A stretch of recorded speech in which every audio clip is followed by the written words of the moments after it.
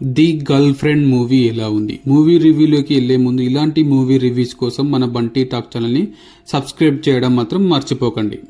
ఇక మూవీ విషయానికి వస్తే డైరెక్టెడ్ బై రాహుల్ రవీంద్రన్. ప్రీవియస్గా హీరోగా అందాల రాక్షసి అండ్ ఇంకొన్ని మూవీస్లో యాక్ట్ చేశారు.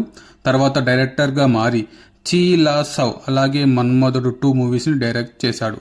ఐ థింక్ రాహుల్ రవీంద్రన్ గారు తన వైఫ్ అయిన చిన్మయిని బేస్ చేసుకుని స్టోరీని రాసినట్టుగా ఉన్నారు. నాకైతే అలానే అనిపించింది.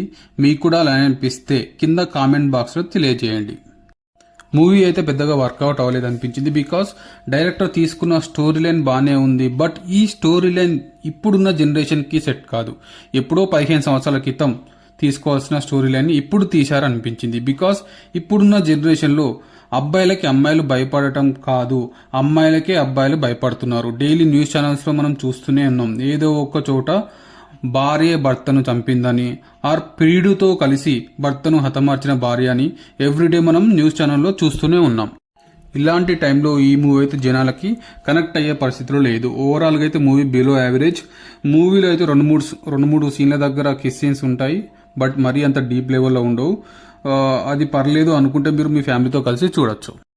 Coming to actors performance, Rashmika Mandanna as Bhuma దేవిగా పర్లేదు అనే రేంజ్లో ఉన్నది తప్ప ఓ గొప్పగా అయితే ఏమీ లేదు. ఇన్ఫ్యాక్ట్ ఈ మూవీలో రష్మిక మందన్న కంటే అన్యూ ఇమ్మాన్యుయలే బాగుంది అంటే ఈ సమాజం మనం యాక్సెప్ట్ చేస్తుందో లేదో. రిమైనింగ్ క్యారెక్టర్లో యాక్ట్ చేసిన దీక్షిత్ శెట్టి పర్లేదు, బాగానే యాక్ట్ చేశాడు. అలాగే రావు రమేష్ అండ్ రోహిణి గారు వాళ్ళ పాత్రలకు న్యాయం చేశారు. ఇది ఈరోజు మూవీ రివ్యూ. మరొక రివ్యూతో మళ్ళీ కలుద్దాం. Thank you. జై హింద్.